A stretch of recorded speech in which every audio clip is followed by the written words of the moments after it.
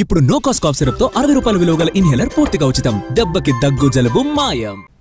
విశాఖలో Google data centre ఏర్పాటుపై YCP ప్రభుత్వంలోనే ఎంఓయూ కుదిరిందన్నారు అప్పలరాజు. సుమారు 14,000 మందికి ఉపాధి కల్పించేలా అగ్రిమెంట్ చేసుకున్నామన్నారు. కానీ ప్రస్తుత ప్రభుత్వం 22,000 కోట్ల ప్రయోజనాలు కల్పిస్తుందని, ఇలా చేస్తే రాష్ట్రానికి ఆదాయం ఎలా వస్తుందని ప్రశ్నించారు. గతంలో మనం చేసినటువంటి ఎంఓయూని అదాని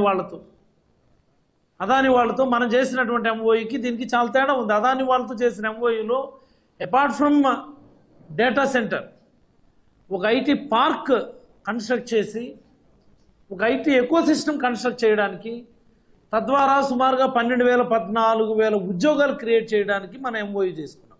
ఇది ఆ ఎంఓయూ.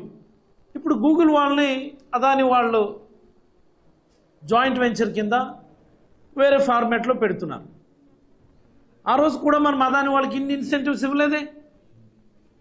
ఈరోజేమో సుమారుగా 22,000 కోట్లు పైబడి ఇన్సెంటివ్స్ రూపంలో వాళ్ళకి ఇస్తున్నారు. మరి రాష్ట్రానికి రెవెన్యూ ఎలా వస్తుంది? రాష్ట్రానికి రెవెన్యూ ఎలా పెరుగుతుంది?